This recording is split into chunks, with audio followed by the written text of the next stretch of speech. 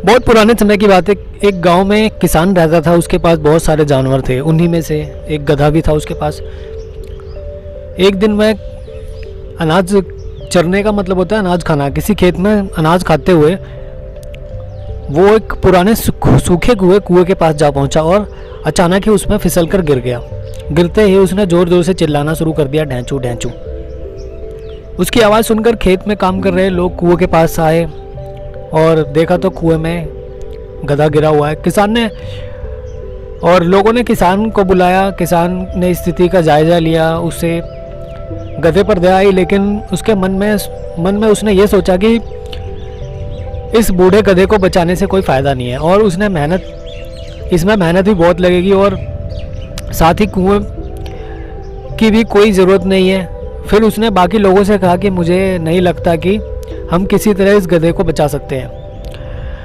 आप सभी अपने अपने काम पर लग जाइए और यहाँ समय गंवाने से कोई। और ऐसा कहकर वह आगे बढ़ने को ही था कि एक मजदूर बोला, मालिक, इस गधे ने सालों तक आपकी सेवा की है, इसे इस तरह तड़पते हुए मरने देने से अच्छा होगा कि उसे इसी कुएं में दफना दिया जाए। किसान ने भी सहमति जताते हुए उसकी हाँ में हाँ मिला दिया और बोला, चलो अब सब मिलकर इस कुएं में मिट्टी डालना शुरू करते हैं और गधे को यहीं दफना देते हैं, इसी कुएं में। किसान बोला।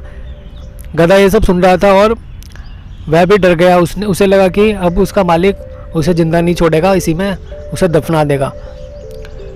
और उस गधे ने ये पूरी योजना सुन ली थी उनकी। यह सब सुनकर वह काफ़ी भयभीत था, पर उसने हिम्मत नहीं हारी और भगवान को याद कर वहाँ से निकलने की विनती करने लगा।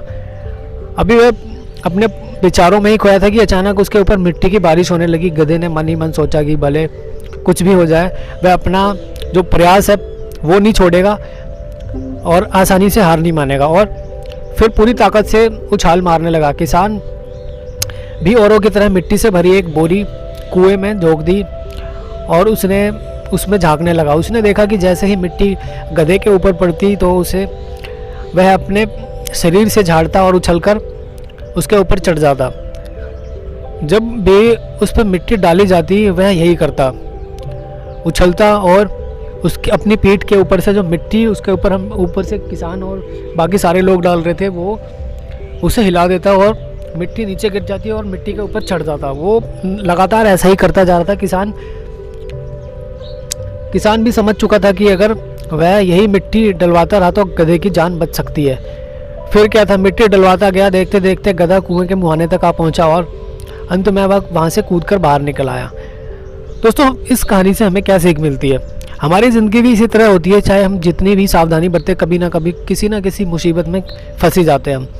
पर गिरना प्रमुख नहीं, प्रमुख है संभलना। यानी कहने का मतलब गिरने से ज़्यादा ज़रूरी है हमें उस परेशानी से निकलना, बाहर कैसे आना है। बहुत से लोग बिना प्रयास के ही हार मान लेते हैं किसी मुसीबत में फंसने के बाद, और जो लगातार एफर्ट लगाते हैं, प्रयास करते हैं, वो किसी भी बड़ी से बड़ी मुसीबत से बहुत ही आसानी से बाहर आ जाते हैं। तो दोस्तों, कैसी लगी आज की ये स्टोरी? अगर स्टोरी अच्छी लगी हो तो हमारे चैनल को ज़रूर सब्सक्राइब करें। मिलते हैं नेक्स्ट वीडियो में।